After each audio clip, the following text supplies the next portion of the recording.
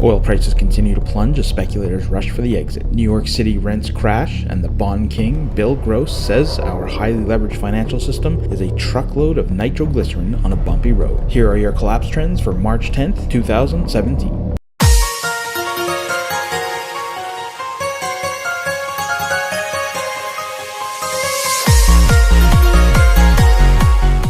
Oil prices continue plunging as speculators rush for the exit.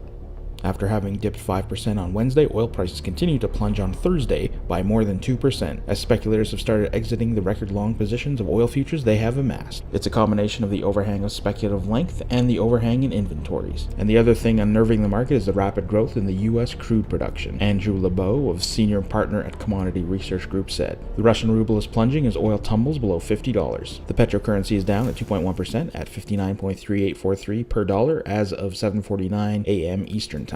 The crashing oil prices have played havoc with vacancy rates in large oil-dependent cities all over the world. Alberta's vacancy rate is at its highest point since 1988, and there are few indications it will be coming down anytime soon. The world economy is heavily dependent on oil. This sustained decline in commodity prices in a highly leveraged economy could trigger the collapse.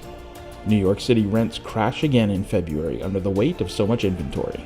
Per the latest February 2017 rental report from Douglas Elliman, the number of new leases signed on Manhattan apartments crashed 29.9% year-on-year as listing inventory surged 11.7%, and median rental prices have dropped a mere 1.7%. Meanwhile, even a massive increase in the share of apartments carrying rent concessions, which averaged 1.2 months of free rent, wasn't enough to spark demand.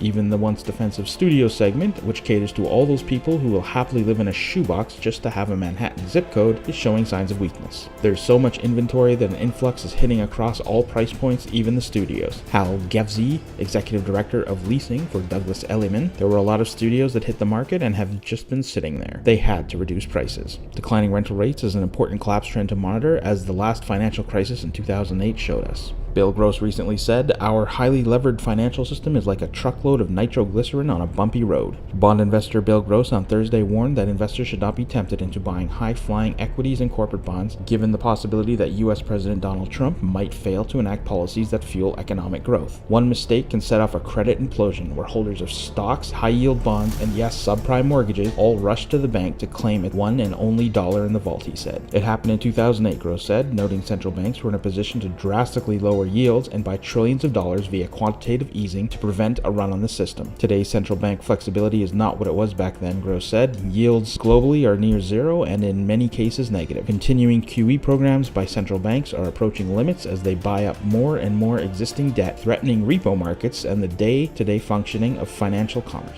Click the link in the description below or go to collapsenewsnetwork.com to sign up for important collapse trends and alerts emailed directly to you. We also hold draws for collapse-related gear. All you have to do to be eligible is be on our mailing list.